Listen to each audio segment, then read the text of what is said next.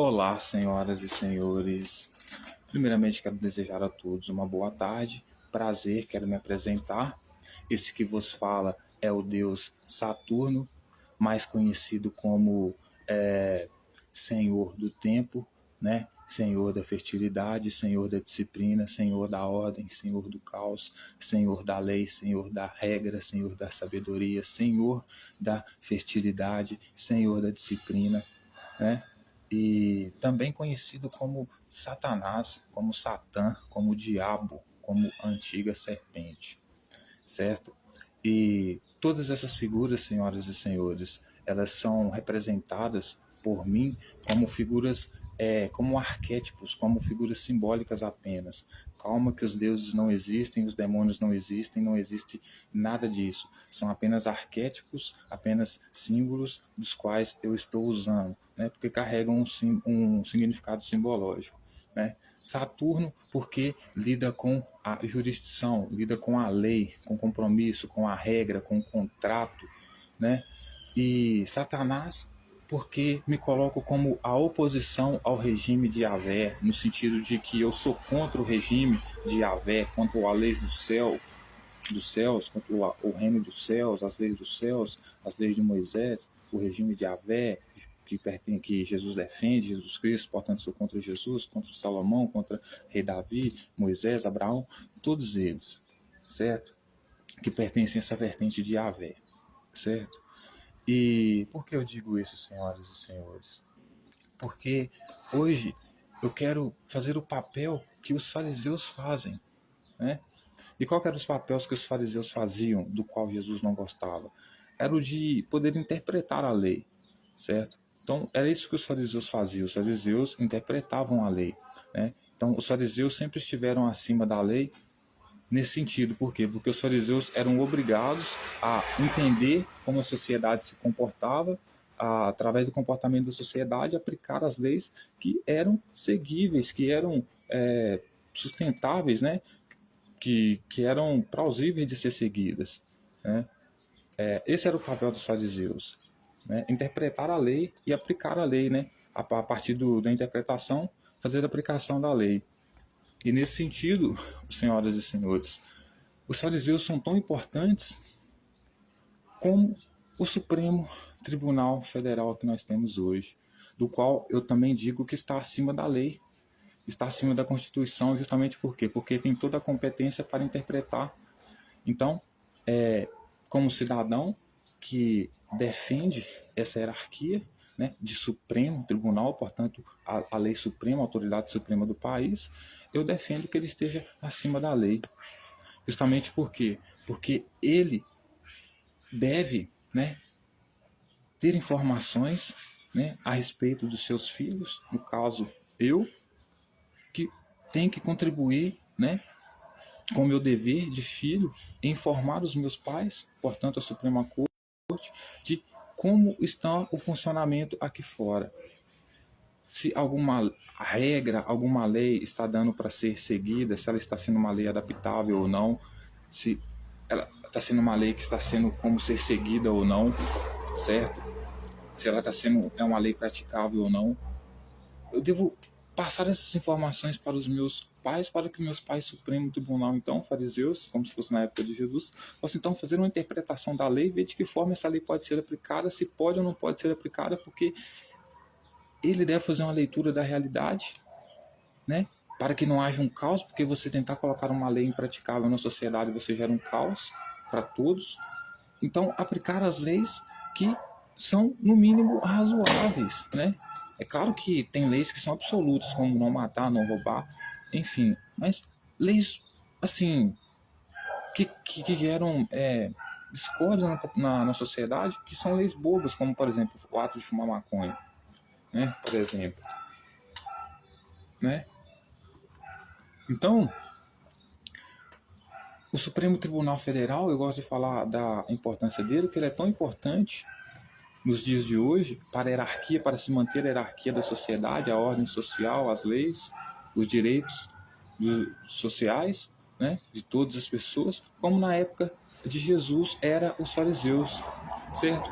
E como eu estou lidando com um contexto de extrema direita, Então, eu preciso falar de pessoas como Jesus, que eram também de extrema direita, que eram pessoas fundamentalistas. Quando eu falo de extrema direita, um partido, um lado político, ideológico político que existe, né, há anos, né, que são pessoal que de extrema direita se define como, né, vou me definir nesse contexto, são radicais, fundamentalistas, extremistas, né, que realmente querem matar os seus opositores e que são os principais causadores da política que gera o caos mundial, que a política do prende e mata. Se você não fizer o que eu quero, não for como eu quero, eu prendo e te mato, né? Então, veja bem, Jesus era basicamente assim, né? Então, assim, a gente tem que separar o Jesus da igreja, né? Porque o Jesus da igreja teve a sua imagem ressignificada, foi um terrorista morto por Roma como terrorista, né? Transformada num herói pelos interesses de Roma, e tem o Jesus da Bíblia, que é o Jesus que os autores vão descrever a respeito dele, os discípulos dele, os testemunhos dele. Então, eu queria falar a respeito sobre o que o texto bíblico diz a respeito de Jesus, né? E não o que os autores ou terceiros dizem a respeito de Jesus, né? Porque o meu único comprometimento aqui é com a verdade. Eu estou completamente comprometido com a verdade, com a lealdade, com a honestidade, assim como minha família me ensinou, Supremo Tribunal. Então, eu quero procurar a verdade. Então, a interpretação da igreja, eu não lido com a interpretação da igreja, até porque eu sou católico, eu entendo a interpretação da igreja, é mais alegoria, certo? Porque ela tenta transformar esse personagem em personagem bom, tem os interesses dela, isso fica para outra hora, mas eu quero falar de forma desassociada dos interesses da minha religião, da minha igreja, certo? Que eu sigo por tradição, até porque eu não sou aquele católico que eles falam praticante, né? Sigo pelo menos por tradição de família, mas ver o que o autor do texto quis dizer, né? Então, por isso eu proponho uma interpretação mais lúcida, mais racional, certo? Com o propósito e objetivo de procurar entender o que o autor disse, sem acrescentar ou retirar nenhuma palavra, ok? E esse movimento de extrema direita, como eu disse, que Jesus é igual a ele, e nós temos pessoas como Jesus relatado na Bíblia, que é o Jair Messias Bolsonaro no dia de hoje, e outros líderes da extrema direita, são pessoas que visam punir pessoas que pensam diferente deles. Então, se você não segue a religião deles, a crença deles, a fé deles, o que eles pregam, então você tem que ser punido, como Jesus dizia, né? É tão radical a ponto de dizer que as pessoas que não amam mais a ele do que o pai e a mãe delas, então elas não são dignas dele, né? E assim, se for assim, se elas for assim, elas são pecadoras, são doentes por ele, e se elas não quiserem ser curadas por eles, curadas no sentido de seguir ele, o que vai acontecer com elas? Vão ser consideradas o joio e vai ficar à sua esquerda, e no dia do reino delas vão ser queimadas, punidas, né? Por quê? Porque tem sangue vermelho, eles têm sangue azul, eles são diferenciados, né? Porque são loucos, né? Então, senhoras e senhores, esse é o papel da extrema-direita, né? É causar a divisão. Se por um lado nós queremos causar a união, eles querem causar a divisão. Por quê? Dividindo é mais fácil deles controlarem, né? E por quê? Porque aí cada um está focado no seu interesse, esquece de que nós precisamos, né? Nós unidos conseguimos lutar melhor do que separados, né? Formados em bolha.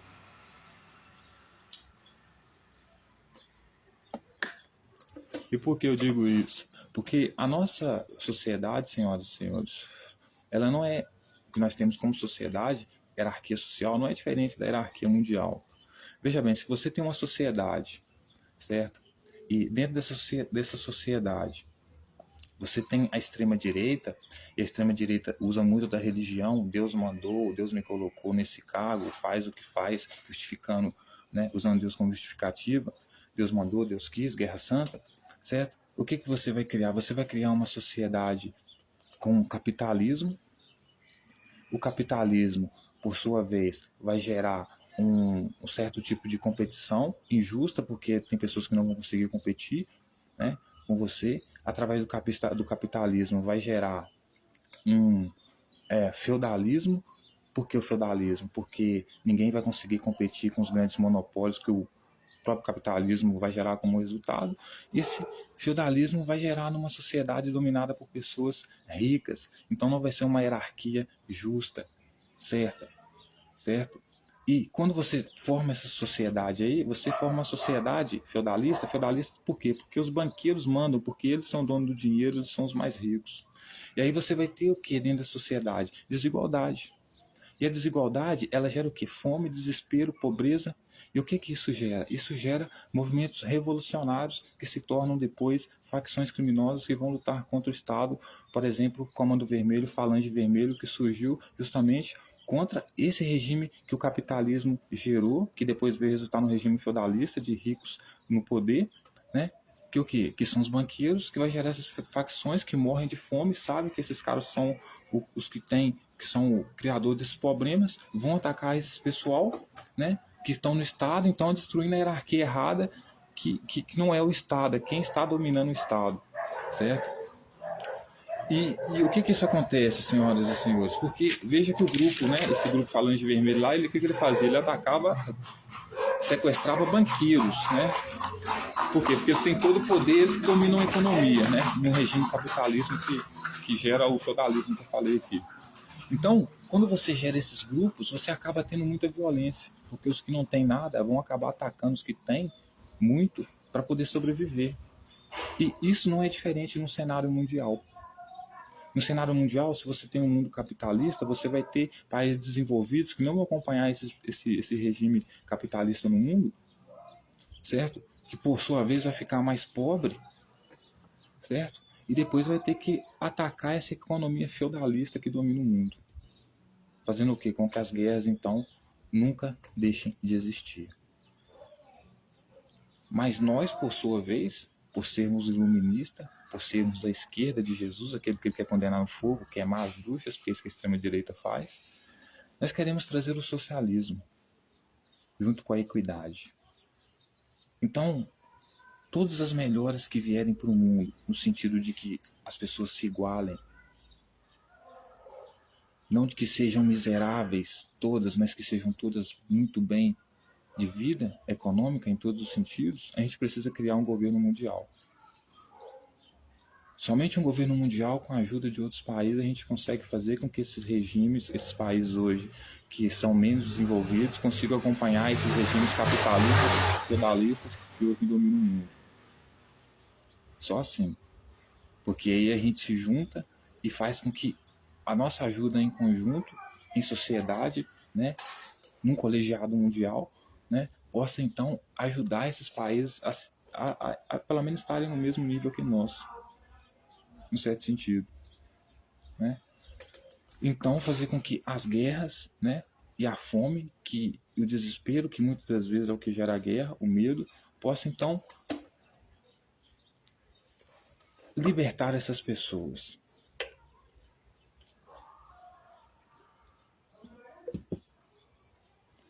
E isso só é possível com o governo mundial, estabelecendo o feudalismo, o socialismo, certo? Que as pessoas chamam de comunismo também, que é o quê? Dá direito, basicamente, todas as pessoas, que é o que nós estamos falando, a ter uma vida digna, terem casa, comida, trabalho, casa, comida, trabalho, certo? Que não se desespere nunca por causa disso. E lazer, saúde, educação, certo? E esse é a única forma de poder acabar com as guerras, então poder exercer uma justiça, né, com todo rigor.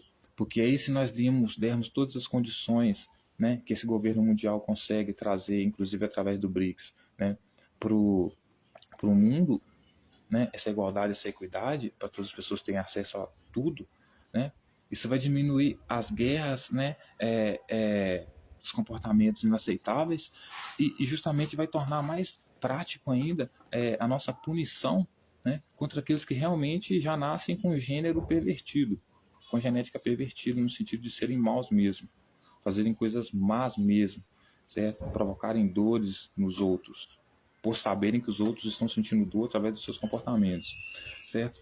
Então, senhoras e senhores, se a gente dá tudo que ele precisa, o cidadão precisa, para que ele não precisa se tornar esse tipo de cidadão mau, né? Aí a gente pode puni-lo, então. Por quê? Porque tudo que a gente pôde fazer por ele, a gente fez. Se ele, né, ainda continua querendo estuprar pessoas, matar pessoas, é inocente por nada, porque gosta, etc. e tal, aí é outras medidas que nós devemos tomar. Mas aí, nós, como pais, né, que somos como Estado, né, do povo, estamos cuidando bem dos nossos filhos, né? E se puni-los, porque a punição você tem que haver às vezes, não vai ser injusta, né? Por quê? Porque esse movimento de extrema direita, ele quer isso, ele quer a guerra, né? E nós, mesmo que não gostamos de guerra, nós vivemos na paz, né? Nós não podemos negar a guerra ou fugir da guerra quando eles nos ameaçam de guerra, porque você fugir da guerra significa você virar as costas para a bala que está vindo na sua direção, né? Porque como a própria guerra já em si, né, diz, né? O cara que vem em guerra, ele vem em guerra porque não conseguiu negociar ou não conseguiu estabelecer o que ele queria antes de vir guerrear com você, então ele está vindo apenas como consequência daquilo que ele não conseguiu, né? Ele não conseguiu o que ele queria, então ele vem. Então, assim, ele não vem para conversar com você, ele vem para te matar. E você precisa se defender. Então, assim, você não deve matar injustamente, mas por causa, para se defender, claro que você pode, né? Principalmente se não tiver outra opção a não ser matar aquele que tenta te matar, né? Mas, enfim, por que eu estou dizendo isso, senhoras e senhores? Porque esse movimento de extrema-direita que existe hoje, ela é basicamente a extensão desse movimento milenar, que eu chamo assim, né, de extrema-direita que existe, né, nos tempos bíblicos, digamos assim, porque esse aqui é tudo mito, né, mas reflete um pouco da realidade, que é um movimento fundamentalista, extremista, radical, do qual Jesus fazia parte, monoteísta, inclusive, né, adora apenas um Deus. Se você adorar outro Deus diferente, você morre, porque é isso que manda a lei de Moisés, né? Misoginia, não aceita direito para as mulheres, não aceita divórcio para as mulheres, como o próprio Jesus não aceitava, a lei de Moisés não aceitava, certo? E assim, na verdade, até a própria lei de Moisés aceitava. Jesus, por ser mais radical, né? Como ele próprio diz, não vim abolir a lei, né? Mas ele se colocava, ele veio cumprir ela, mas ele cumpria ela, mas colocava acima dela, né? No sentido de não ter autoridade para fazer aquilo. Então, assim, ele era um louco, né? Mas enfim, eles são misóginos, esse movimento de extrema-direita, eles são misóginos, odeiam as mulheres, sabe? São um povo que acha que são diferentes, como o próprio personagem deles achava, né? Sou melhor do que todo mundo, sou diferente, vocês têm que seguir eu, tem que ser mestre, porque entende, eu que mando, etc e tal. Então, assim, é o tipo de pessoa que, para mim, é ingostável, né? A extrema-direita é isso aí. Um povo que, ao meu entender, é ingostável.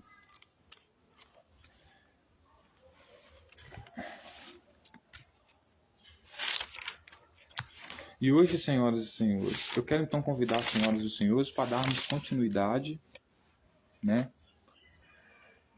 à nossa leitura, análise e reflexão dos textos bíblicos, né, como eu já disse, com o único objetivo, propósito de procurar entender o que os autores quiseram dizer sem acrescentar ou retirar nenhuma vírgula.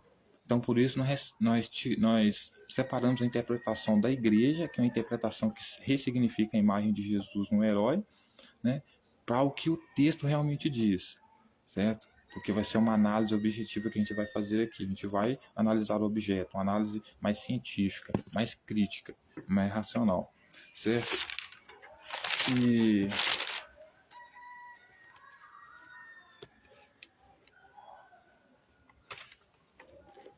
hoje eu quero falar com as senhoras e senhores sobre o Apocalipse. Quando a gente fala sobre Apocalipse, a gente está falando sobre o quê? Sobre o fim de uma era, sobre o fim de um tempo, o fim de um reino, né? O fim de uma lei, o fim de um reino, digamos assim, né? E nós, como Suprema Corte, como eu já disse, representantes da Suprema Corte, eu, né, como um filho da Suprema Corte, né, que, como eu disse, tem como papel aqui de fora dizer para a Suprema Corte que está errado aqui na base, né, nós entendemos que nós somos inimigos do fim. Em que sentido? No sentido do Apocalipse, que a extrema-direita, esse movimento radical, fundamentalista, que prega, né, submissão a ele, como Jesus queria, né, que as pessoas se humilhassem como uma criança perante ele, eles pregam. Nós somos inimigos desse fim, né? Nós somos inimigos do fim, né? Nós somos inimigos do fim dos pecadores, no sentido de que tem que morrer mulheres apedrejadas por serem adultas, homossexuais, tem que morrer crianças desobedientes, apedrejadas. Nós somos contra isso. Nós somos contra o fogo do inferno. Nós somos contra a separação do joio e do trigo, no sentido de que todas as pessoas que eu falei que eram pecadores aqui, né, que eram homossexuais, mulheres adúlteras nesse sentido, nós somos inimigos. Nós somos contra essas pessoas ficarem à esquerda e por causa disso serem queimadas, como Jesus queria, como joio, ou jogadas no fogo do inferno. Na verdade, nós pertencemos à esquerda, por sermos opositores, o próprio Satanás, né? Saturno, Satã, mas nós não condenamos essas pessoas, então nós não estamos à esquerda, no sentido apocalíptico da extrema-direita, radical extremista da qual Jesus fazia parte, monoteísta, de seguimento a ele, que era a saída dele. Certo? Nós não fazemos parte disso. A nossa esquerda é realmente completamente diferente disso, né? Como eu já disse, é direitos iguais, né? Socialismo, né? Casa, emprego, vida financeira digna para todo mundo, certo? E hoje, senhoras e senhores, eu gostaria de convidá-los a analisar o livro de Apocalipse 12, né? Que me parece que foi escrito pelo João, um dos seguidores de Jesus, né? Quem escreveu, se foi João, se foi Pedro, se foi Lucas, não interessa. O que interessa é que está dito como o importante para entendimento do conteúdo, que ele era um seguidor de Jesus.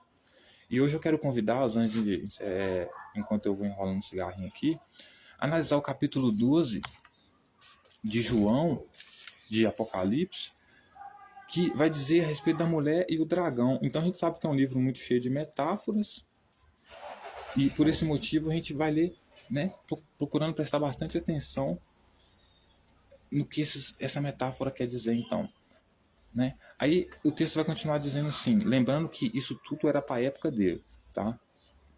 Viu-se grande sinal no céu, a saber, uma mulher vestida do sol como a lua debaixo dos pés e uma coroa das 12 estrelas na cabeça, que, achando-se grávida, grita com as dores de parto, sofrendo tormentos para dar à luz. Viu-se também outro sim no céu, e eis um dragão grande, vermelho, com 7 cabeças, 10 chifres, e na cabeça 7 diademas. A sua cauda arrasta a terça parte das estrelas do céu, os quais lançou para fora da terra, e o dragão se deteve em frente da mulher que estava para dar à luz, a fim de lhe devorar o filho quando nascesse. Nasceu-lhe, pois, um varão que há de reger todas as nações com cetro de ferro, e o seu filho foi arrebatado para Deus até o seu trono. A mulher, porém, fugiu para o deserto, onde havia Deus preparado lugar para que nele a sustentem durante 1260 dias. Então, veja que interessante, senhoras e senhores, como a gente, né, desmistifica, né, mostrando que o livro de Apocalipse realmente refletia a época dos discípulos de Jesus, mais especificamente de João, que escreveu. Então João está escrevendo o fim de uns tempos, uma era, um momento assim conturbado, né, de guerra civil, de confronto na época dele, né, que ele inclusive acreditava que seria um apocalipse.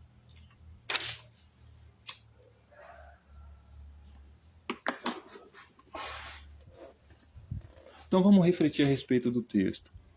Você vê que o texto começa dizendo que João, ele viu, né, um grande sinal no céu, a saber, uma mulher vestida do sol com lua debaixo dos pés e uma coroa com 12 estrelas na cabeça.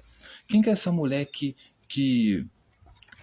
João está falando aqui no livro de Apocalipse, que viu aqui no livro dele aqui? Essa mulher aqui é Maria, a mãe de Jesus. Por que essa mulher aqui é a Maria, a mãe de Jesus? Porque ele está falando que viu um grande sinal no céu. O que quer dizer o céu aqui, senhores? O céu aqui é uma representação da corte judaica, certo? Do reino dos céus, né? Então ele viu no reino dos céus, ou seja, um sinal no reino dos céus. Ele viu alguma coisa no reino dos céus, onde aquelas pessoas que defendiam as leis de Moisés, no reino dos céus ali. Ele ouviu ali uma conversa ali, segundo ele, né? Ele viu, ou seja, ele viu um grande sinal no céu, ele viu alguma coisa ali que levou ele a saber, né, sobre uma mulher que estava vestido como o sol, com a lua debaixo dos pés e com uma coroa de 12 estrelas na cabeça, que achando-se grávida, grita com as dores de parto, sofrendo tormento para dar à luz. Quem que era essa mulher que estava sofrendo tormento para dar à luz? Era Maria, né? Por quê? Porque Maria ia dar à luz aquele que ia reger as nações com cetro de ferro. Quem que era esse? Era o Jesus, certo? Então, ele viu um sinal no céu, né, que estavam comentando, digamos que estavam comentando na corte lá que estava tendo o nascimento do Messias, certo? Do Messias. Lembrando que a mulher aqui, e o dragão, tá? Então viu-se um grande sinal no céu, a saber, uma mulher vestida do sol, com a lua debaixo dos pés e uma coroa de 12 estrelas na cabeça. Por que ela estava com essa coroa de 12 estrelas na cabeça? Porque ela, por ser mãe de um rei, que era isso que era a promessa de Jesus, né, de ser rei dos judeus, ela deveria ser o quê? Uma rainha. É ou não é? Mãe do rei, pô. Por isso, como Jesus propunha, né, inclusive para os 12 discípulos, governar as 12 tribos de Israel, estabelecer um trono como um rei, ela, como mãe, deveria ser uma rainha, obviamente. E que ela estava se achando grávida, gritando com dores de parto, sofrendo tormentos para dar à luz. Aí viu-se também outro sim no céu, e eis um dragão grande e vermelho com 7 cabeças e 10 chifres, e na cabeça 7 diademas. E tinha um dragão lá nos céus, ou seja, naquela corte, porque os céus aqui é representação da corte, da Suprema Corte da época, onde os fariseus faziam parte, né? E eles, né, nesse reino dos céus, ou seja, viu também outro sim que ele viu no céu, ou seja, um grande dragão vermelho com 7 cabeças, 10 chifres, e na cabeça 7 diademas. A sua cauda arrasta a terça parte das estrelas do céu, os quais lançou para a terra. Então, ou seja, no céu tinha as estrelas. Quem que eram as estrelas? As estrelas aqui era, como o céu aqui representava a corte, né? Ou seja, o sinédrio, digamos assim, as estrelas lá representavam aqueles que brilhavam lá dentro. Talvez eram juristas lá dentro, talvez até os fariseus também lá dentro, não sei, dependendo de alguns fariseus. Mas eram os juristas que brilhavam lá dentro. Então o dragão lá dentro, ele com a cauda dele, ou seja, ele expulsou, tirou dentro daquela corte ali uma parte boa das estrelas do céu, né? A terça parte das estrelas do céu, que ele pegou e lançou para a terra. Lançar para a terra aqui no sentido de que, por quê? Deus criou os céus, a terra, no sentido de Deus criou os céus, a corte, né? O palácio, né? Numa linguagem político-religiosa. E a terra, Judá, né? Então criou a terra como você cria Minas Gerais, não para a terra, mas como você cria uma terra em Minas Gerais, etc. e tal, né? Então pegou e lançou essas pessoas que estavam, que era estrela dentro do céu, ou seja, na corte, e lançou para a terra. Quem? O dragão que estava lá. O dragão que estava lá era uma outra autoridade lá, certo? E ele era, esse dragão aqui, senhoras e senhores, ele era o rei Herodes. Por que era o rei Herodes? Porque o texto vai dizer, e o dragão se deteve em frente à mulher que estava para dar à luz, a fim de lhe devorar o filho quando nascesse. Nasceu-lhe, pois, o filho varão, que era para reger as nações com cetro de ferro, e o seu filho foi arrebatado para Deus até o seu trono. Então, olha que interessante. João vai dizer que viu um grande... O texto de Apocalipse vai dizer que... O autor vai dizer que viu um grande sinal no céu, ou seja, viu um grande sinal na corte. Lá na corte tinha um dragão. O dragão resolveu expulsar uma boa parte da terça parte das estrelas que estavam no céu, ou seja, vamos supor que os juristas que estavam no céu, né? Por que ele fez isso? Porque ele queria pegar a mulher, porque ele sabia que iria nascer quem? O rei dos judeus, o Jesus, né? Então ele sabia que a mulher ia dar à luz e ele queria devorar o filho dela. Quem queria devorar o filho da mulher que era Maria, que ia dar à luz? Era Herodes. Então quem que era o dragão aqui? A mulher e o dragão, que é a mulher Maria, e o dragão aqui é quem? Herodes. Então Herodes, naquela noite, para você ver como o confronto aqui era tão sério naquela época, Herodes mandou matar todos os bebês da vila para impedir que Jesus nascesse, porque ele conhecia a profecia, né, conhecia o que os profetas escreviam, e ele não queria, assim como o povo de Jerusalém, que profeta nenhum nascesse para vir trazer porra de reino dos céus nenhum. Então o negócio era tão sério para impedir que nascesse qualquer criança ali que fosse, né, defensora do reino dos céus, como Jesus era, né? O que ia acontecer? Ele preferiu matar todos os bebês para impedir que isso nascesse. Que nascesse algum Cristo, algum rei dos judeus ali que viesse trazer o reino dos céus ali. De tanto que eles não queriam, tanto o povo de Jerusalém, que inclusive quando Jesus chegou no jumento lá, já logo desprezou ele, quanto Herodes naquela época. Então, essa mulher aqui, senhoras e senhores, que fugiu, né, para o deserto, é Maria. Embora o texto não diga que ela fugiu para o deserto, que ela apenas saiu de Belém e foi para o Egito, a conclusão leva de que ela teve uma caminhada. E essa caminhada, para que ela não fosse pego, deveria ser por meios mais sutis, né? Então, o deserto seria uma ótima opção, por ser vago, não ter ninguém, para ela poder escapar e ir para o Egito. E lá o pessoal do Egito ia acolher ela, assim como diz lá em Mateus lá, 2 lá, né, que vai falar da fuga dela lá pro Egito lá. O anjo falou para ela fugir, porque Herodes iria matar algumas crianças lá, ia matar Jesus, porque ele não queria saber de Jesus vivo, porque sabia que, segundo os profetas, Jesus ia ser talvez o Messias. Ninguém queria saber de Messias ali, nem de profeta ali, etc e tal. Então, mandou ela correr para o Egito, porque avisou ela que Herodes iria matar, e lá, com certeza, o anjo tinha combinado lá com algumas pessoas do Egito lá para acolher ela, certo? Obviamente. Obviamente, também ela passou pelo deserto, certo? Por quê? Porque quem queria dar fim à vida de Jesus logo quando ele nasceu era o Herodes. E nessa metáfora de Apocalipse aqui, quem queria devorar o filho da mulher quando nascesse, né, era o dragão. E quem queria devorar o filho da mulher quando nascesse era Herodes. Então Herodes aqui nessa metáfora aqui é o dragão. Já que trabalhava para Roma, e foi Roma, junto com os judeus, que mataram Jesus. Nasceu-lhe, pois, o filho varão, que há de reger todas as nações com cetro de ferro, e o seu filho foi arrebatado para Deus até o seu trono. Então, assim, ele foi pego, né? Jesus foi pego, doutrinado por uma elite, né? Que eram, digamos, os sacerdotes mais radicais a respeito do reino dos céus, né? E doutrinou Jesus a respeito do reino dos céus para ele ser quem ele era, aquele cidadão desagradável que ele era. Então, por causa disso, o texto vai dizer que ele foi arrebatado para Deus até o seu trono, né? Por quê? Porque quem ficava no trono, quem era o trono ali nesse sentido aqui, era o sacerdote, né? Que ficava no trono, que falava em nome de quem? De Yahvé, certo? Aí o texto vai dizer o quê? A mulher, porém, fugiu para o deserto, onde lhe havia Deus preparado lugar para que nele a sustentassem 1.200 dias. Então ela fugiu para o deserto, onde Deus, né, preparou lá, né? Porque você vai ver aqui que Jesus, inclusive, vai falar assim, não, o pessoal pergunta para ele, onde que está esse Deus aí? O que ele fala? Não, vocês não percebem, vocês não veem Deus porque vocês não veem a mim. Vocês não acreditam em Deus porque vocês não acreditam em mim. Porque ele chega até a revelar para o pessoal, né? O que eu sempre digo, né? Quem fala em nome de Deus, fala em nome de si próprio, né? Por isso quem pode ver a Deus é só apenas aquele que Deus enviou. Por quê? Porque se for para você provar a Deus, você está fudido. Porque Deus só existe na sua cabeça. E naquela época não era diferente. Então por isso se falava em nome de Deus, né? E quem se falava em nome de Deus era o próprio Deus encarnado. Então Jesus se colocava como o próprio Deus. O próprio Deus é o Filho de Deus.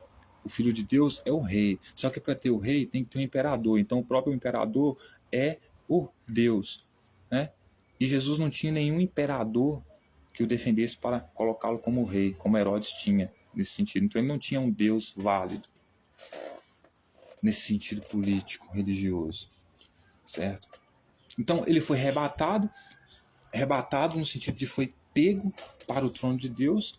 Quem que pegou Jesus quando ele nasceu? O próprio texto diz, né? Os camponeses que chegaram lá, os anjos avisaram para os camponeses lá que o rei deles iria nascer lá, eles chegaram lá, ficaram sabendo que era o rei, supostamente, segundo o texto diz, eles tomaram conta daquela criança lá, que era Jesus, então, enquanto Maria se escondia no deserto, no Egito, certo?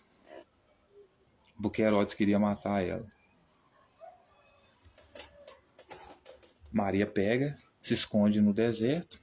Os camponeses ficam sabendo que Jesus se esconde no Egito. Os camponeses ficam sabendo que Jesus nasceu e Jesus é o rei deles, segundo o anjo, esse que defende o reino dos céus, né? Supostamente eles acolhem Jesus e ficam com Jesus um tempo lá, enquanto Maria ficam esses dias lá escondidos na casa de algumas pessoas lá que defendem o reino do céu, esses sacerdotes também, que acolheram Maria lá no Egito, certo?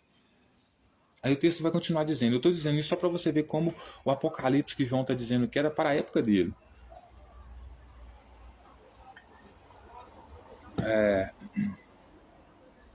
Anjos pelejam no céu contra o dragão, a vitória de Cristo, seu povo. Houve peleja no céu. Miguel e seus anjos pelejaram contra o dragão. Também pelejaram o dragão e seus anjos. Todavia, não prevaleceram, nem mais achou no céu lugar deles. E foi expulso o grande dragão e antiga serpente, que se chama Diabo e Satanás, o sedutor de todo mundo. Sim, foi atirado para a terra, com ele os seus anjos. Certo? Então, veja bem, o dragão aqui, ele é tanto o rei Herodes, como qualquer outra pessoa que representa negação, oposição, ser adversário ao reino dos céus, as leis de Moisés que Jesus traz, né? No sentido de como ele traz, né? Então, o texto vai dizer que houve uma grande batalha no céu, uma grande peleja no céu, né? Como eu disse aqui, o céu aqui é o Sinédrio, o céu é a simulação da Suprema Corte, certo? Daquela época. Então houve uma grande peleja lá. Aí Miguel aqui é quem? Miguel, os anjos são quem? São aqueles que carregam as armas. Os anjos são como os oficiais de justiça da corte, representada como céu aqui, né? Os anjos, né? Miguel e os anjos, Miguel com certeza que era o líder dos soldados aqui, né? Dele, né? Que eram os outros anjos também. Pelejaram contra o dragão e também os anjos do dragão, ou seja, o exército, né, de Herodes pelejou nessa corte contra os anjos de Miguel. Todavia, o texto vai dizer que eles não prevaleceram, mas não se achou lugar no céu deles. Então por quê? Porque Satã realmente ele não convive com a extrema direita, por isso ele se torna à esquerda, ele se torna rebelde. Por quê? Porque não tem como entrar em acordo com eles, com a extrema-direita. Tudo que eles querem é que você faça o que eles mandam. Se você não faz o que eles mandam, eles te condenam de várias formas possíveis.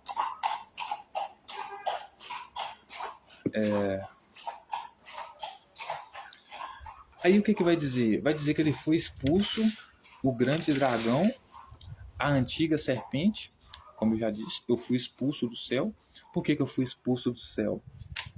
Porque eu não concordo que mulher adúltera tem que ser morta. Eu não concordo que homossexual tem que ser morto. Eu não concordo que criança tem que ser morta apedrejada. Eu não concordo com nada disso. Eu não concordo que uma mulher, como diz a lei de Moisés, né, tem que se obrigada a casar com um cara que a violentou. Eu não concordo com isso. Eu concordo com o divórcio. Então, Satanás, ele entra aqui, né, como adversário. Então, nessa batalha na corte, nos céus, eu fui expulso. Por quê? Porque, segundo ele, eu sou conhecido como o grande dragão, a antiga serpente, que se chama Diabo, e Satanás. Então, o sedutor de todo mundo. Sim, foi atirado para fora, foi atirado para a terra, e com ele e seus anjos. Então, Judas também é o diabo. Porque todos nós fomos expulsos, porque embora a princípio começamos a seguir esse movimento, talvez por circunstâncias da realidade, num determinado momento a gente percebeu que isso não era o melhor a ser feito e resolveu pular fora. E não só pular fora, demonstrarmos que éramos oposição. Então fomos jogados fora, fomos jogados para fora do céu, desse reino maldito, chamado reino dos céus, tão violento e opressor. Certo? Aí ele vai continuar dizendo assim, Então ouvi grande voz do céu proclamando: agora veio a salvação, o poder, o reino do nosso Deus e a autoridade do Cristo. Pois foi expulso o acusador de nossos irmãos, o mesmo que acusa de dia e de noite diante do nosso Deus. Então ele vai dizer que ele ouviu uma grande voz no céu. Então ali na corte ele ouviu uma grande voz, né, onde ficavam os escribas e fariseus, sacerdotes, anciãos do povo, todo mundo proclamando que agora sim havia havido salvação, né? Porque o poder, né, o reino do nosso Deus e a autoridade do Cristo, isso tudo estava acontecendo por quê? Porque eu, como Satanás, fui expulso, né? Fui expulso dos céus. E os céus aqui também, por representar um lugar de autoridade, pode representar também, senhores, como é um texto de Apocalipse, né? João descrevendo o fim com metáforas, né? Na época dele, poderia, descrevendo principalmente o comportamento de Jesus, poderia estar falando também sobre uma questão do templo lá também. Porque quando Jesus diz que morre e ressuscita no terceiro dia, não é literalmente, né? Ele morre e ressuscita no terceiro dia por quê? Porque ele torna-se uma pessoa diferente. Então, assim, um exemplo. Quando ele entrou no templo lá e proibiu as pessoas de venderem no templo lá, significa que ele nasceu de novo também. Por quê? Porque isso era uma prática que ele fazia desde pequeno. A mãe dele levava ele desde pequeno no templo lá para poder sacrificar os pecados lá, né? Como dizia a tradição. E como era muito longe, demorava 3 dias, as pessoas vendiam no templo. Então ficava mais fácil você ir e comprar o animal no templo e sacrificar lá do que você levar ele de casa. Então Jesus, como ele entra no templo e impede que as pessoas venham de lá, ele quebra uma tradição, uma norma de muito tempo, normal que as pessoas viviam lá. Então isso faz com que ele nasça de novo, só que nasce no sentido errado, porque aquilo ali era o correto. Vender no templo ali era o correto para as pessoas, facilitava a vida das pessoas que seguiam aquela tradição de matar bicho para ser perdoado. Jesus fazer isso estava se colocando contra toda a tradição, toda a lei, toda a norma social, né? Então, nesse sentido, ele se torna, certo? Nesse sentido, ele se torna uma pessoa que nasce de novo, porque ele é um judeu diferente, o único judeu dentre eles que não segue as regras. Todo mundo segue, só ele que não, né? Inclusive, os discípulos podem colher em dia de sábado, né? Porque são deles, mas os outros têm que seguir a lei. Ele não veio para abolir a lei, veio para seguir a lei, não é isso que ele dizia?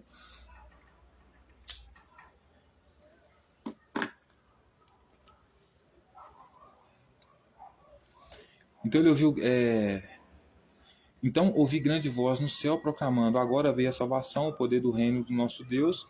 Então ele ouviu uma grande voz no céu dizendo que veio agora sim, veio o poder do grande Deus, porque o poder do grande Deus estava sendo visto como um sinal, segundo João. Por quê? Porque o opositor a eles, aqueles que condenavam ele diante de Deus, ou seja, aí Deus, fulano aqui está fazendo isso aqui, será que isso aqui é certo mesmo? Sei não, hein? Pelo fato de eu ter sido expulso do céu da corte, claramente seria, porque quem não concorda com eles, eles expulsam, né? Então, o que ia acontecer comigo? Né?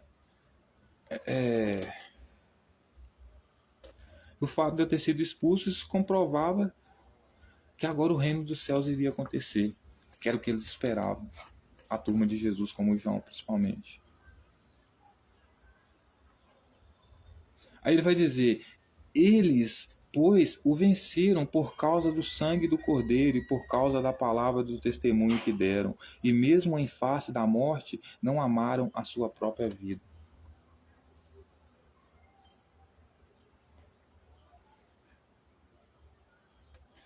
Então, por que eles venceram? Porque eles ganharam a batalha contra Roma? Não. Eles nunca ganharam a batalha contra Roma, contra Satanás, contra os fariseus, contra os sacerdotes, contra a Suprema Corte, que na época de Jesus era pró-Roma.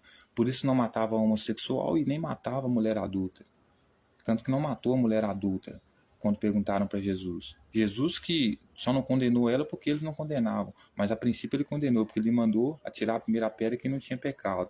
E na lei quem atira a primeira pedra é o sacerdote. Então, na lógica de Jesus, o sacerdote que estivesse entre eles poderia atirar a primeira pedra porque ele não tinha pecado. Certo? Mas eles mesmos não condenaram a mulher, né? Aí ele vai dizer, eles, pois, venceram por causa do sangue do Cordeiro e por causa da palavra do testemunho que deram. Eles quem? Os discípulos, né?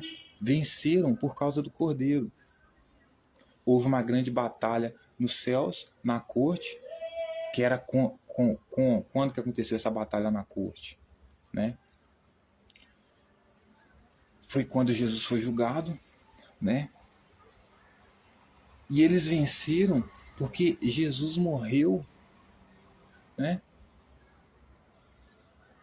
Porque Jesus, ele era o Cordeiro, ele quis ser sacrificado, ele queria sacrificar pelo reino, morrer pelo reino para estabelecer o reino.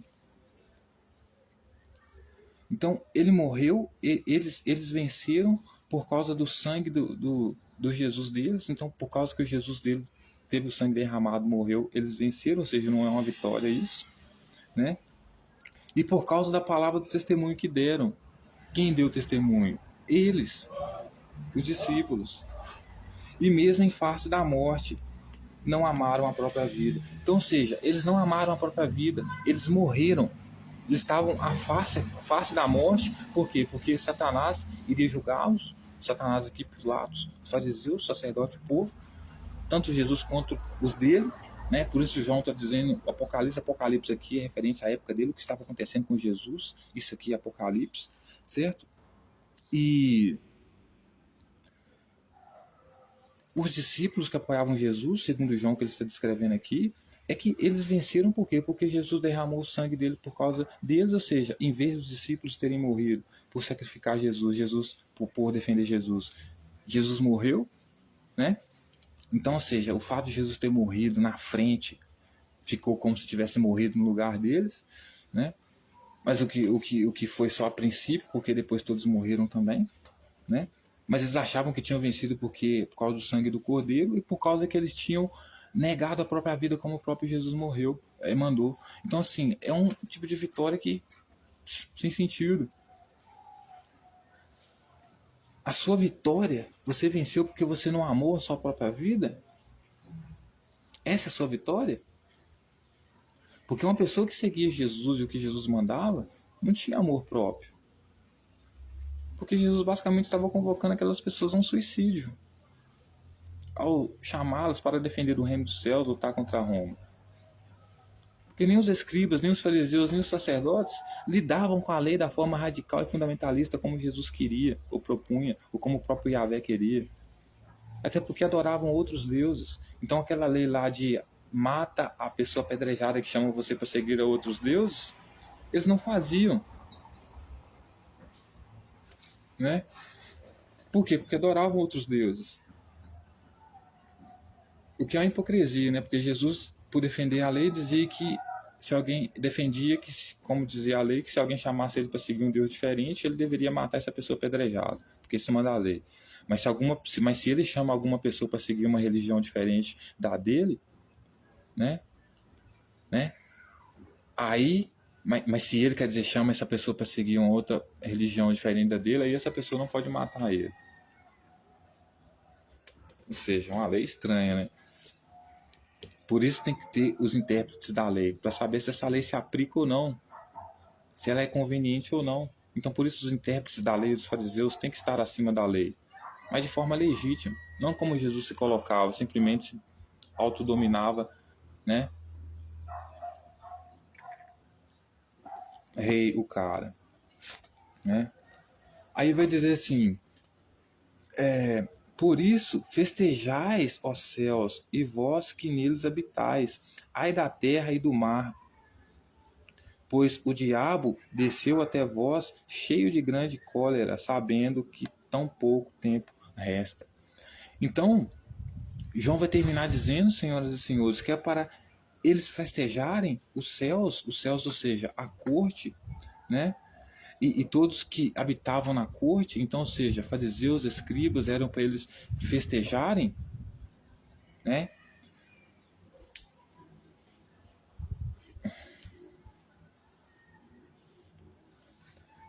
E continua dizendo que ai da terra e do mar, né? Então, ou seja, ai de toda a população ali, basicamente, né? Porque o diabo desceu até vós cheio de grande cólera, sabendo que tão pouco tempo resta.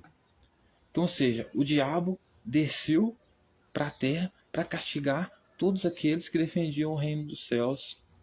Que era exatamente isso que o Herodes fazia, sendo que o diabo, né, que estava tendo domínio naquela época pelo Império Romano, né, defendendo os interesses do Império Romano, portanto eram contra os judeus, né, porque os fariseus aqui, que Jesus era contra eles, eles eram pró-Roma, então defendiam mais Roma do que as próprias leis do reino dos céus, dos judeus que Jesus defendia, né.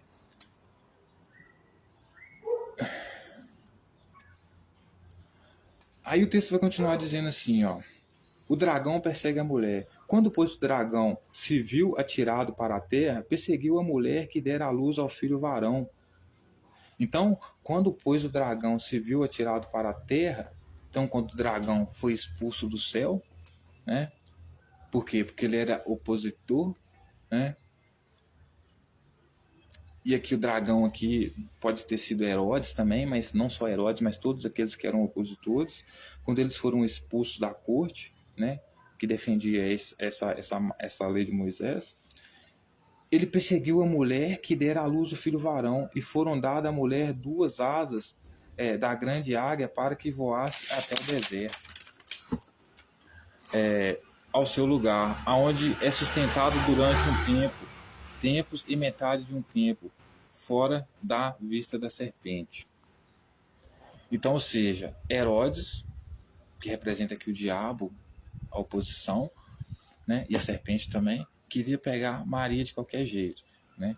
Por quê? Porque Maria estava dando à luz um cara que, segundo as falácias daquela época, ou as informações que rolavam naquela época, seria o suposto judeu, o rei dos judeus, do qual os profetas, que a população da época ali odiava, pelo menos uma grande parte, né, dizia que estava nascendo, né, que ia ser rei dos judeus. E ela era a mãe, então por isso tinha que eliminar ela. Coisa que eu não concordo, obviamente. Mas para você ver como a mentalidade do autor é podre, né? Como a época era podre. Então a serpente arrojou sua boca atrás da mulher, água com um rio, a fim de fazer com que ela fosse arrebatada pelo rio. A terra, porém, socorreu a mulher, a terra abriu a boca e engoliu o rio, que o dragão tinha arrojado da sua boca. O rio aqui é as pessoas, tá? É como se fosse se o dragão tivesse mandado as pessoas atrás de Maria, e a terra aqui, que era o Egito, né? Que eram as pessoas do Egito que defendiam o reino dos céus, acolheram Maria lá para defender ela ou esconder ela do Herodes, certo? Só que aqui ele chama de dragão, por quê? Porque ele está escrevendo justamente na época de Herodes, vai que Herodes descobre que está falando alguma coisa sobre ele ali, né? Ou Roma descobre que está falando alguma coisa sobre os dele ali e resolve pegar ele, né? Irou-se o dragão contra a mulher e foi pelejar com o restante da sua descendência, os que guardam os mandamentos e detêm o testemunho de Jesus. Então, o dragão que João diz aqui que não encontrou a mulher, né? E foi pelejar contra os restantes da sua descendência, né? Porque Jesus nasceu, me parece que Jesus ficou uma boa parte do tempo com os camponeses, Maria fugiu para o Egito, enquanto Maria estava no Egito, Herodes tentava pegar ela, tentava caçar ela, enquanto Jesus me parece que nem estava com ela, estava com os camponeses lá, estou supondo, uma hipótese, entendeu? Aí o dragão pegou, viu que não achou ela, aí ele foi pelejar com a descendência, né? Com o restante da sua descendência. E quem que era o restante da descendência dela? Os que guardavam os mandamentos e detinham o testemunho de Jesus. Quem que guardava os mandamentos e detinha o testemunho de Jesus? Os discípulos. Então o dragão da época de João era Herodes perseguindo os próprios discípulos de Jesus. Por quê? Porque não encontraram Jesus. É claro que Jesus nasceu, passou um bom tempo, já estava grandinho aqui, né? E quando ele disse que os pais deles ensinaram ele a respeito da lei, por isso ele estava agindo daquele jeito, que os pais deles podem ser desses camponeses aqui, certo? Que pegaram ele, ensinaram ele a respeito do reino dos céus. Mas aí, como ele já havia crescido e provavelmente estava ensinando as pessoas, né? Então, Herodes estava correndo atrás de quem? Da descendência, que eram as pessoas que guardavam o mandamento de... As pessoas que guardavam os mandamentos e que tinham o testemunho de Jesus, ou seja, que sabiam quem ele era. Então, quem que sabia o que Jesus era de fato? Os discípulos dele. Então, Herodes aqui, no lugar simbolizando o dragão aqui, a antiga serpente aqui, o opositor aqui a Yahvé, né? O que leva as pessoas a desobedecerem a Yahvé, porque foi isso que a serpente fez no Jardim do Éden.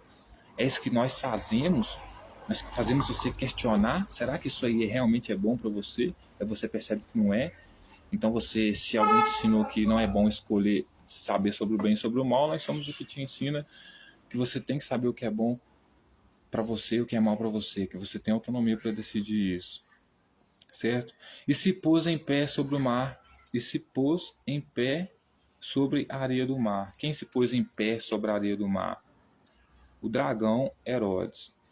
Tá, então a besta que emerge do mar, a besta que emerge do mar. Versículo capítulo 13. Vi emergir do mar uma besta que tinha 10 chifres e 7 cabeças, e sobre os chifres 10 diademas, e sobre a cabeça nomes de blasfêmia. A besta que vi era semelhante ao leopardo, com pés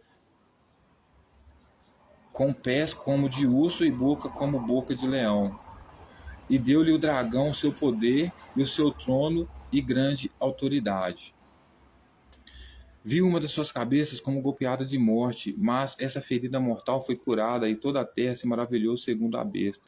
E adoraram o dragão, porque deu a sua autoridade à besta. Também adoraram a besta, dizendo: quem é semelhante à besta? Quem pode pelejar contra ela?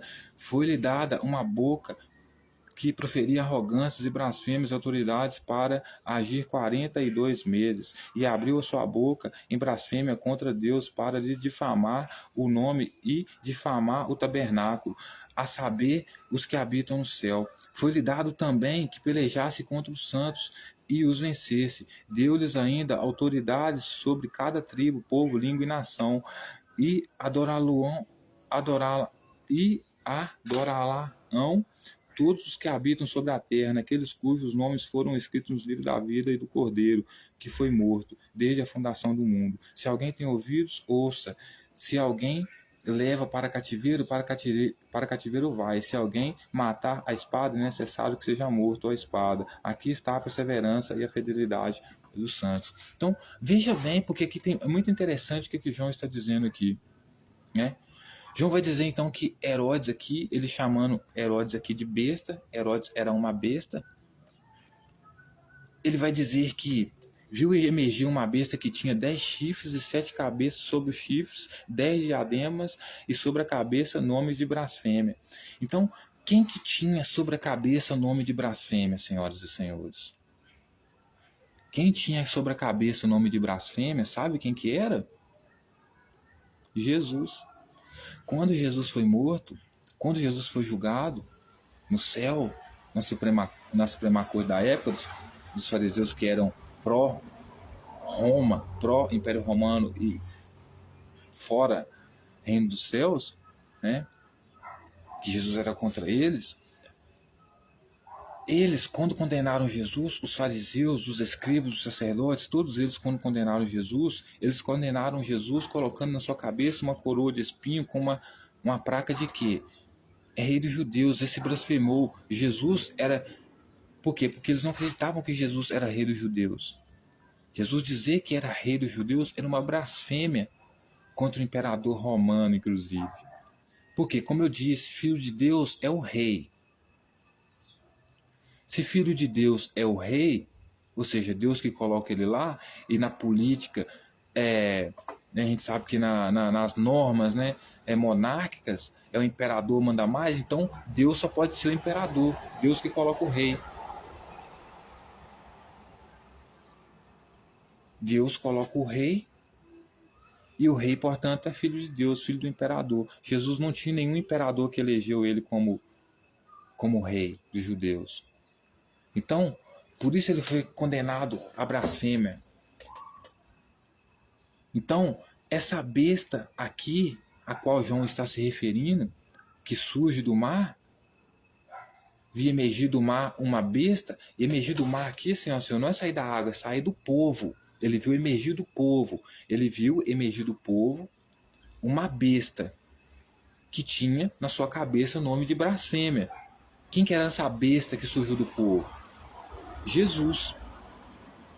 Quem que morreu com o nome de blasfêmia? Jesus. Certo? Quem que levou o nome de blasfêmia na cabeça? Jesus. Todo mundo achava que ele era blasfêmio. Certo? Se colocava como rei, como autoridade, como Deus muitas das vezes, né? Aí ele vai dizer: a besta que vier é semelhante ao leopardo, com pés de urso, boca como boca de leão, e deu-lhe o dragão o seu poder, o seu trono e grande autoridade. Então, o dragão aqui era quem? A serpente, Satanás e o diabo. Quem que foi tentado e foi oferecido império, foi oferecido poder no deserto? Foi oferecido para Jesus, não foi? Quem ofereceu para Jesus? O diabo. Satanás, opositor. E quem que era o opositor na época de Jesus? Satanás, o diabo opositor. Herodes, que era o mesmo que perseguiu a mãe dele. Então, esse dragão que ofereceu poder e trono e grande autoridade a essa besta que surgiu do povo, segundo João, quem deu poder para essa besta que se chama Jesus? Foi quem? Quem? Quem que foi essa besta? Quem deu poder a essa besta? Herodes. Não deu, ofereceu, mas Jesus não quis, né? Só ofereceu, não deu. Ele até deu, mas Jesus não quis, né? Então vi uma de suas cabeças como golpeada de morte, mas essa ferida mortal foi curada e toda a terra se maravilhou seguindo a besta. Então essa ferida de morte que a besta tinha, que ela foi ferida, ela foi curada. Por que ela foi curada? João está querendo dizer aqui que Jesus, por ser profeta, ele havia sido curado no sentido de que os outros profetas que vinham antes dele havia sido ferido a espada. Ele, como veio cumprir o papel dos outros profetas antes dele, anunciar o reino dos céus, ele era como se fosse um profeta ou um que tinha sido curado a ferida. Entende? Aí o texto vai dizer que as pessoas se maravilharam e começaram a seguir a besta. Quem começou a seguir a besta? Quem começou a seguir a quem aqui? As pessoas começaram a seguir quem aqui? Quem estava seguindo quem em toda a narrativa do texto aqui? As pessoas seguindo quem? Quem que as pessoas seguiam? Jesus. Quem que era a besta, então, que as pessoas seguiam? Jesus. João está chamando Jesus de besta. Porque quando você pensa em besta, você pensa num bicho fera, né? Era isso que Jesus era, um bicho fera, radical, extremista, né? Aí vai dizer o texto seguinte: e adoraram o dragão porque deu a sua autoridade à besta. Também adoraram a besta, dizendo: quem é semelhante à besta, quem pode pelejar contra ela? Então, o texto vai dizer que, veja bem, o povo seguindo Jesus, que estavam seguindo Jesus, que era a besta, adoraram o dragão, ou seja, adoraram Satanás, a serpente, o diabo. E aqui você coloca todo mundo, o fariseu, porque todos eles eram opositores à lei de Yahvé, porque era pró-Roma, então ao reino dos céus. Mas aqui, mais especificamente Herodes, né? Então eles adoraram Herodes, os seguidores de Jesus, porque Herodes havia dado a sua autoridade à besta, ou seja, havia dado a autoridade dela a Jesus, porque era isso que Satanás propôs para Jesus lá na tentação no deserto. Vou te dar autoridade, vou te dar tudo que você quer. Jesus não aceitou, mas o povo se maravilhou com a besta, com o dragão, por quê? Porque viu que o dragão estava dando para aquela besta, que era Jesus, poder, entendeu? Aí por isso eles adoraram a besta também, dizendo: quem é semelhante à besta? Quem pode pelejar contra ela? Então o pessoal começou a se perguntar: quem pode pelejar contra a besta, contra Jesus? Pô, Herodes deu poder para ele, quem pode pelejar contra ele? Né? Herodes realmente deu poder para ele, mas Jesus negou, né? Talvez Jesus poderia agir em nome de Herodes, mas ele não queria que Herodes fosse o Deus dele, ele queria que o Deus dele fosse Yahvé. Eu não sei quem que é esse Yahvé aí, ou quem que é esse Deus que mandava em Jesus. Provavelmente era Yahvé, né? Aí, veja bem, Foi-lhe dada uma boca que proferia arrogâncias e blasfêmias e autoridades para agir 42 meses. E abriu a sua boca em blasfêmia contra Deus para lhe difamar o nome e difamar o tabernáculo, a saber, os que habitam no céu. Então,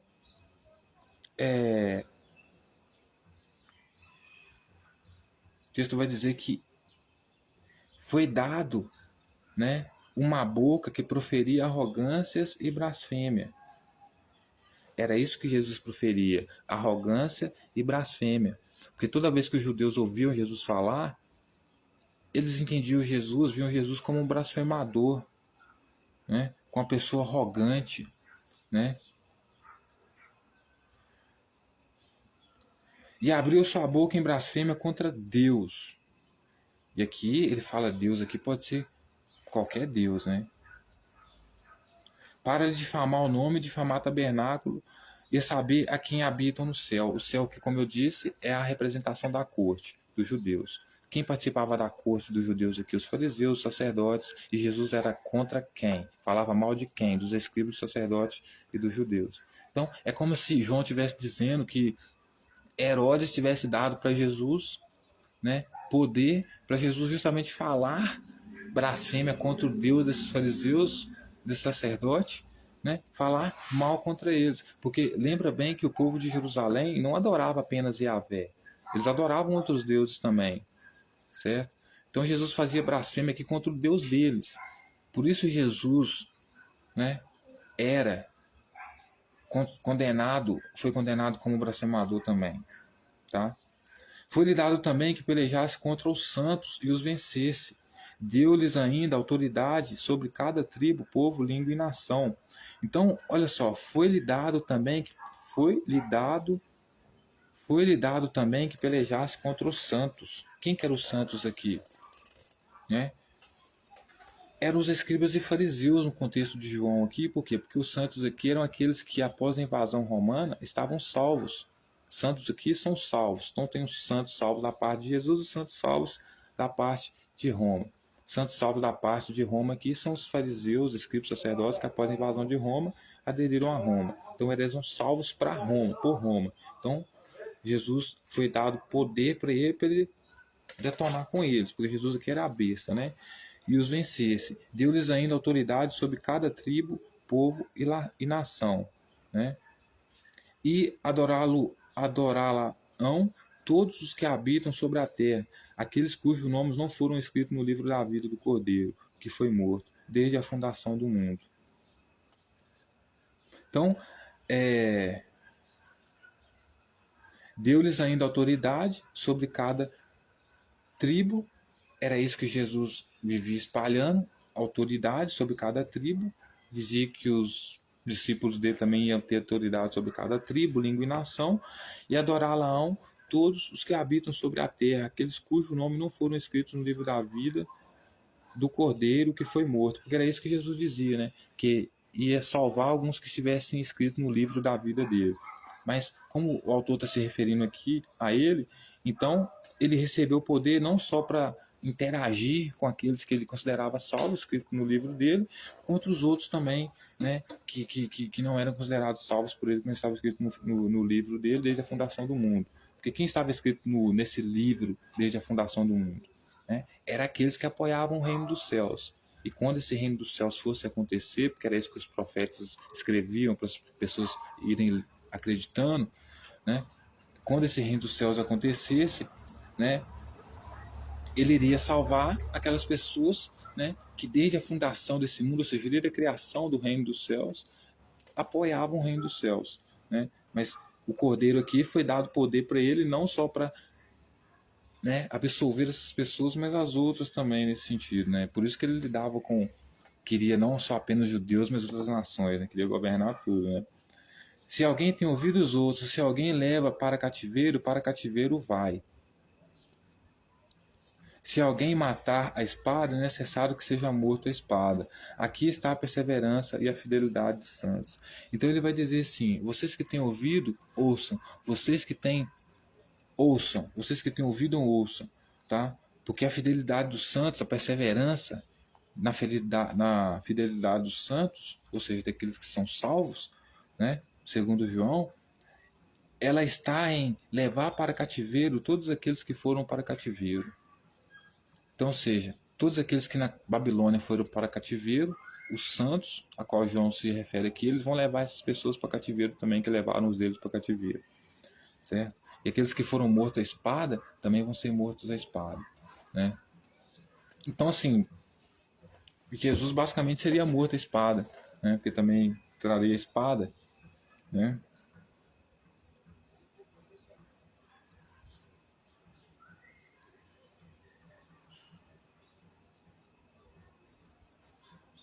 Aí ele vai dizer assim, a besta que emerge da terra. E vi ainda outra besta emergir da terra, possuía 2 chifres, parecendo cordeiro, mas falava como dragão. Exerce toda a autoridade da primeira besta na sua presença, faz com que a terra e os seus habitantes adorem a primeira besta, cuja ferida mortal fora curada. Então, quem que era essa segunda besta aqui que exerce a autoridade da primeira besta? A primeira besta é quem? Jesus, que exerce a autoridade de Herodes, mas que ele rejeitou, mas exerce a autoridade por si próprio, né? Porque o texto depois vai dizer que ele não rejeitou as autoridades, o que Herodes prometeu para ele, caso ele ficasse, né, aceitasse submeter Herodes. Então ele vai dizer que emergiu ainda outra besta da terra que possuía 2 chifres parecendo cordeiro, mas falava como dragão. Então, da terra emergiu outra besta e ela falava como cordeiro. Ou seja, ela parecia um cordeiro, quer dizer, ela parecia como Messias, que era o cordeiro, né? Eles viam ele como cordeiro também, né? Mas ele falava como dragão, ou seja, ele falava como autoridade. Esse aqui era quem? Quem falava como autoridade? Quem era a segunda besta que emergiu da terra? Pedro, porque Pedro batizava. Pedro era essa outra besta. Aí ele vai falar que ele exerce toda a autoridade da primeira besta na sua presença. O que Pedro fazia? Exercia toda a autoridade da primeira besta na sua presença. Por quê? Porque ele batizava as pessoas perto de Jesus. Era isso que Jesus fazia com os discípulos dele. Mandava os discípulos dele exercer autoridade na frente dele. Então por isso que ele dizia, tudo que vocês for fazer, faz no meu nome. Né? Então essa segunda besta que emerge da terra aqui, né, pode ser Pedro. Quem era Pedro? Pedro é o cara que exercia a autoridade de Jesus na frente dele, na frente da primeira besta aqui, que é Jesus, né? Então exerce toda a autoridade da primeira besta na sua presença, faz com que a terra e seus habitantes adorem a besta cuja ferida mortal fora curada. Então era esse o papel de Pedro, né? Ensinar as pessoas que viam o Messias, que elas deveriam adorar ele, que inclusive ele não era digno de desatar as sandálias, né? Era ele, Pedro. Pedro, ele era o principal discípulo de Jesus, que era a besta, a segunda besta, que exercia a autoridade da primeira na sua presença, que obrigava as pessoas a adorar Jesus, dizia que elas tinham que adorar Jesus, tinham que amar ele, né? Por isso que o texto vai dizer que Jesus pede para eles estabelecer um mandamento entre eles para eles amarem uns aos outros, né? Porque era isso o movimento de Jesus, né? Ele é dedicado ao fracasso, né? Destinado ao fracasso, né? Por quê? Porque os próprios participantes, os discípulos, não concordavam entre si. Discordavam a todo momento. Tanto que tinha um diabo lá no meio deles. Então, eles faziam com que essa segunda besta, ele exercia toda a autoridade da primeira besta na sua presença.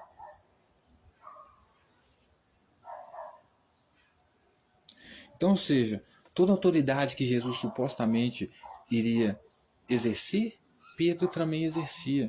Por isso Pedro era a segunda besta, que exercia a autoridade da primeira besta. Porque era isso que os dois faziam, exercendo autoridade, né? Fazendo com que... É isso que eles faziam, né? Fazia com que a terra e os seus habitantes adorassem a primeira besta. Então é isso que Pedro fazia, né? Convencer as pessoas que quando viesse o Messias, elas deveriam adorar o Messias, porque inclusive ele não era digno de desatar a sandália dele. Então elas deveriam amar ele, né? Porque a ferida mortal dele, né? Cuja ferida mortal dele fora curada. Então, ou seja, é como se ele estivesse dizendo assim, um profeta que no passado foi morto, mas a ferida dele foi curada. Por isso nós temos outro profeta aqui semelhante àquele que veio antes. Certo? Tipo nesse sentido, né? Também opera grandes sinais de maneira que até fogo do céu faz descer a terra diante dos homens, né? Então, quem que ia fazer descer fogo do céu? Era Jesus. Era ou não era? Né? Quem que falava num tal batismo de fogo? Porque descer fogo do céu é isso, né? O batismo de fogo. Era Jesus. Né? Era Pedro. Né? Seduz os que habitam sobre a terra por causa dos sinais que lhe foi dado executar diante da besta. Então, assim, como diante de Jesus foi dado a Pedro a autoridade para exercer qualquer sinal na frente dele, então ele exercia batismo, ele exercia várias outras coisas, né? Então foi dado para ele, né, para que ele seduzisse os habitantes sobre a terra por causa dos sinais. Então, por causa dos sinais que ele fazia, né, que era dado para ele executar diante de Jesus, então ele seduzia as outras pessoas por causa desses sinais, dizendo aos que habitam sobre a terra que façam a imagem da besta, aquela que ferida a espada sobreviveu. E que lhe foi dado comunicar fôlego à imagem da besta, para que não só a imagem falasse, como ainda fizesse morrer quantos não adorassem a imagem da besta. Aí aqui muitos vão falar que é Daniel, né? Mas aqui não tem nada a ver com Daniel, porque aqui se refere exatamente ao período de João. Né? Então, João está dizendo que Pedro, que exercia mais autoridade de Jesus, que era a besta, a segunda besta né, de Jesus, que exercia a autoridade de Jesus, né, ele vivia seduzindo as pessoas, dizendo para que as pessoas fizessem a imagem da primeira besta,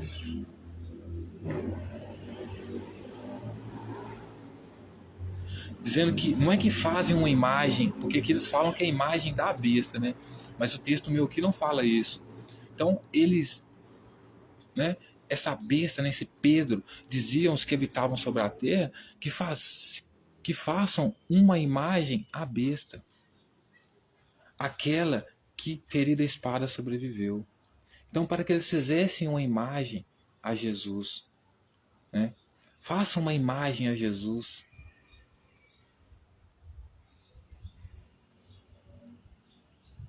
Ele foi dado comunicar fôlego à imagem da besta, para que não só a imagem falasse, como ainda fizesse morrer quantos não adorassem a imagem da besta.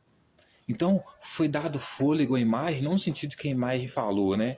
Mas que é como se a imagem, alguém escreveu na imagem, Jesus mandou fabricar uma imagem dele, as pessoas adorarem, e naquela imagem dele estava escrito que as pessoas tinham que adorar ele. É isso. Por isso deu fôlego à imagem a falar, porque a imagem tinha alguma coisa na imagem escrito que tinha que adorar. Então, tipo, se passar por aqui, adore essa imagem, certo? E todos aqueles que não adorassem a imagem, que o quê? Que eles fossem mortos, tá? Então, lhe foi dado comunicar fôlego à imagem. Então, não é que a imagem iria falar, certo? Mas que a imagem passasse uma mensagem.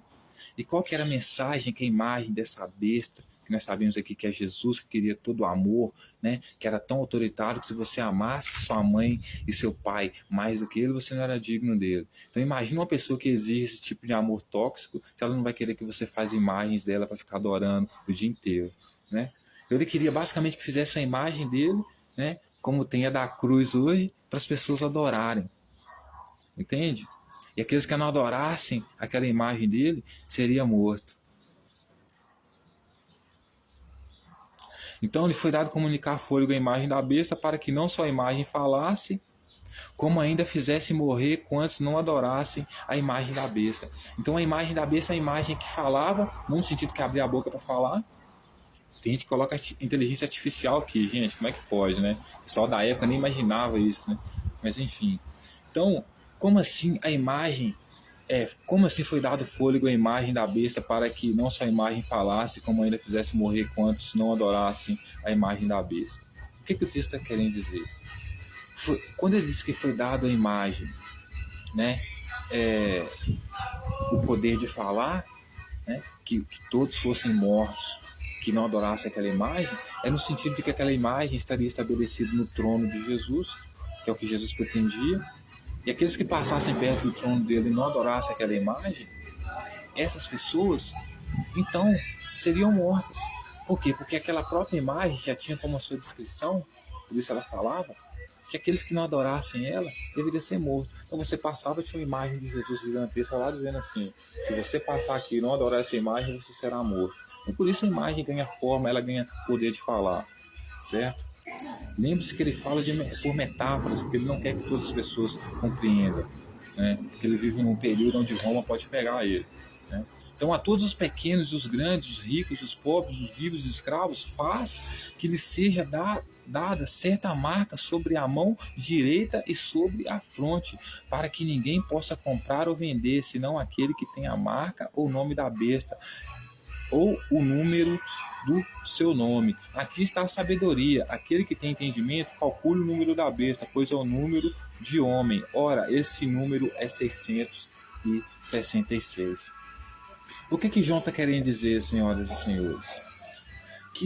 Porque tudo aqui é numa perspectiva, né, de que Jesus vai estabelecer um reino, né?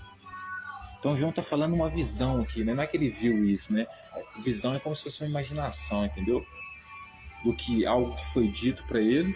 Então ali ele cria uma imaginação de como poderia ser determinado cenário que foi descrito para ele, provavelmente pelo próprio Jesus, né? Então ele vai dizer que esse Jesus, né, não só vai exigir que as pessoas adorem a imagem dele, porque ele aqui é a besta, né? Mas com que todos os pequenos e os grandes, os ricos e os pobres, os livres e escravos, faz que lhe seja dada certa marca sobre a mão direita ou sobre a fronte, né? Jesus, ele, né? O que ele fazia? Ele vinha e colocava, ele tinha um hábito de colocar o dedo na fronte das pessoas, no sentido de ungir as pessoas, para tornar essas pessoas salvas. A gente vai ver isso no texto também. E outra questão também é a ligação de Jesus simbólica com o sentido simbólico do direita e esquerda. O que ele pensa de quem está à sua direita e o que ele pensa que está à sua esquerda. Da mesma forma como ele pensa em punir os que estão à sua esquerda e aderir os que estão à sua direita, né? A mesma coisa ele faz quando marca as pessoas na sua mão direita. Porque a direita é um lado muito importante para Jesus. Então, essa pessoa queria marcar essas pessoas,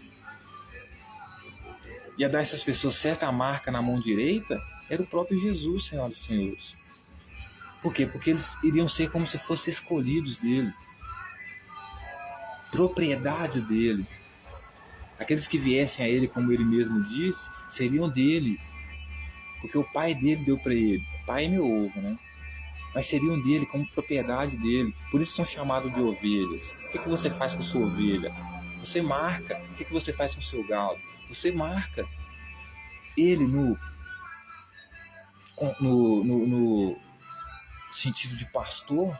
É isso que ele vai fazer com as ovelhas dele. Marcar as ovelhas dele na sua mão direita. Ou então na sua fronte.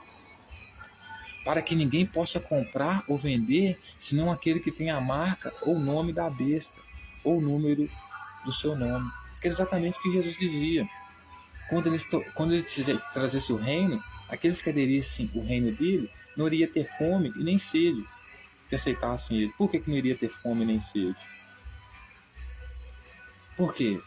Porque no reino dele apenas iria comer e beber aquele que tivesse a marca, aquele que tivesse aceitado ele.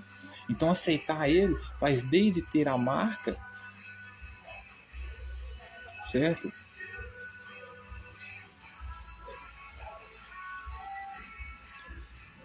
Aqueles que aderem a ele vão ter a marca dele, certo? para que ninguém possa comprar ou vender.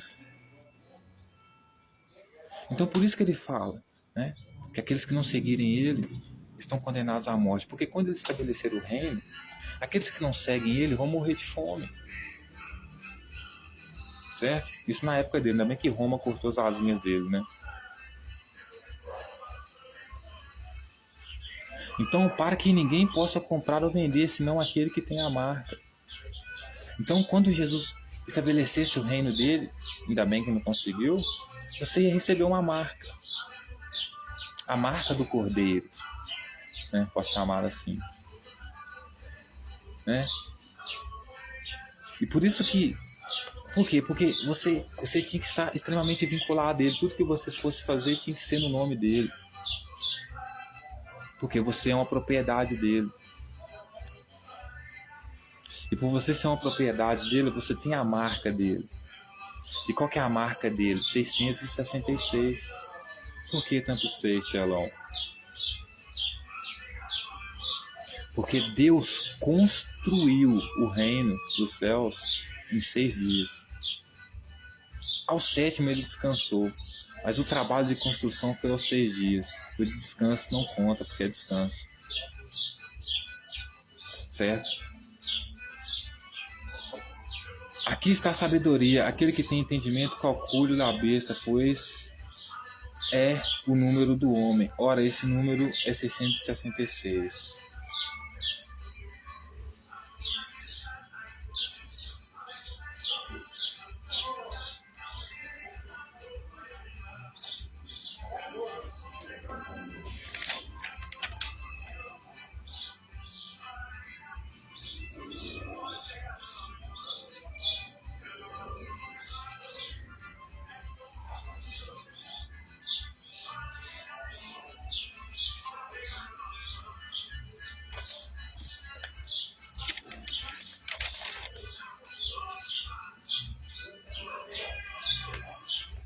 Então, senhoras e senhores,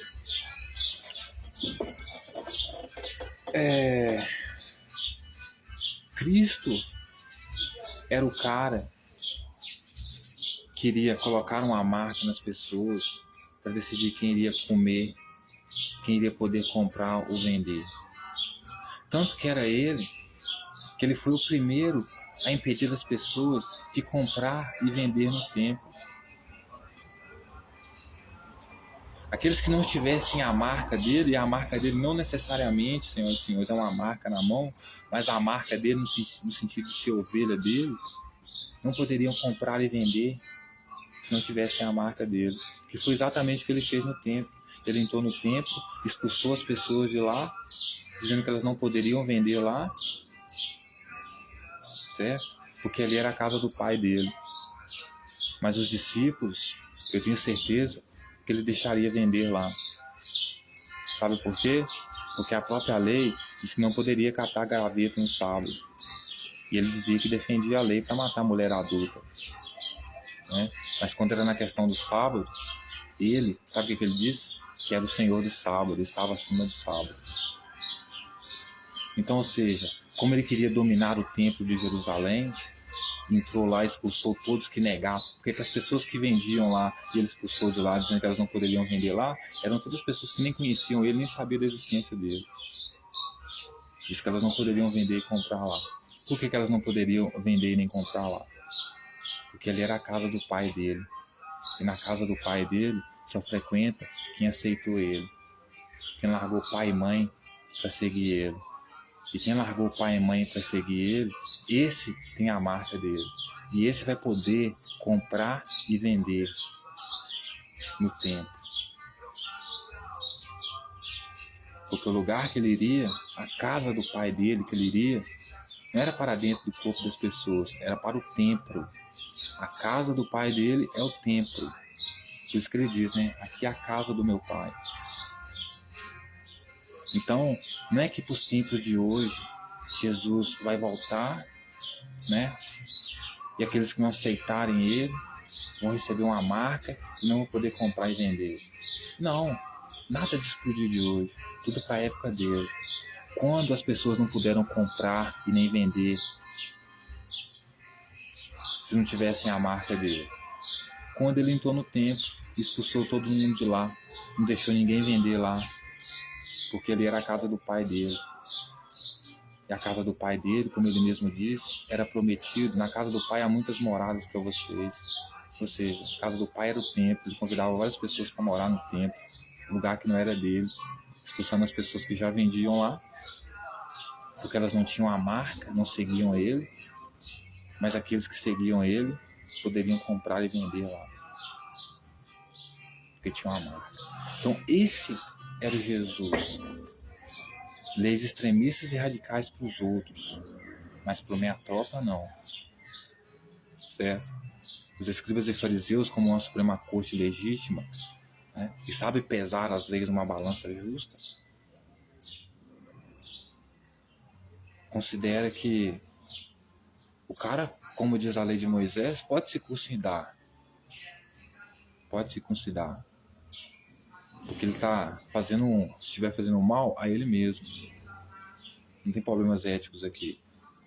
Pode cortar a pele do seu pinto, mas matar mulher adúltera, não. Por isso eles não mataram aquela mulher adúltera lá perante Jesus. Se quisessem matar, né, gente, não levava até Jesus, levava até o sacerdote, né? Porque eles precisavam montar isso, né? Mas Jesus era assim. Além de se colocar acima da lei e obrigar os outros a seguir as leis, os deles não precisavam seguir com tanto rigor. Então, muitas pessoas não gostavam dele também por causa disso, né? Acredito eu.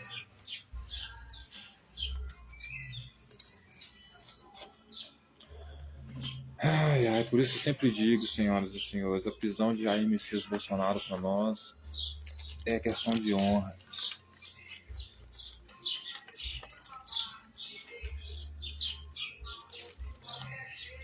Então, senhoras e senhores, essas questões não são para os dias de hoje.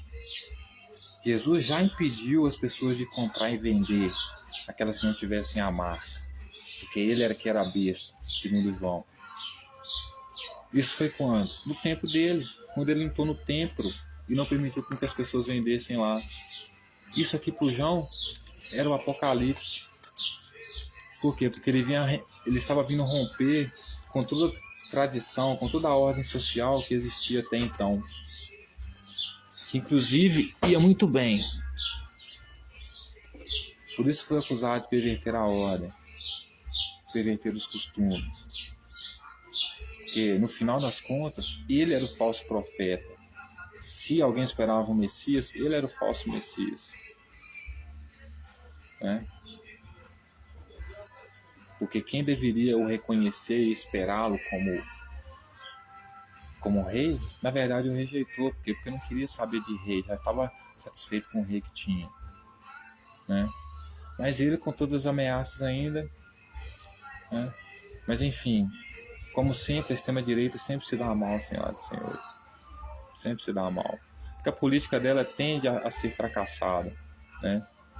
Então, eu trago esses textos aqui para a gente ver a relevância, né, do Supremo Tribunal, tanto nos dias de hoje, como na época de Jesus, no papel dos fariseus, com a missão de interpretar a lei e ver qual lei é aplicável, qual lei é seguível, qual lei é certo, praticável, é sustentável ou não, né, para a existência da sociedade, na perfeita ordem, né, na perfeita sintonia, perfeito equilíbrio. Então, essa foi a minha mensagem de hoje. Termino essa mensagem aqui. Espero que as senhoras e senhores tenham gostado. E até a próxima. Amo todos vocês. E como eu sempre digo, Jesus não é um exemplo a ser seguido. Logo mais voltaremos com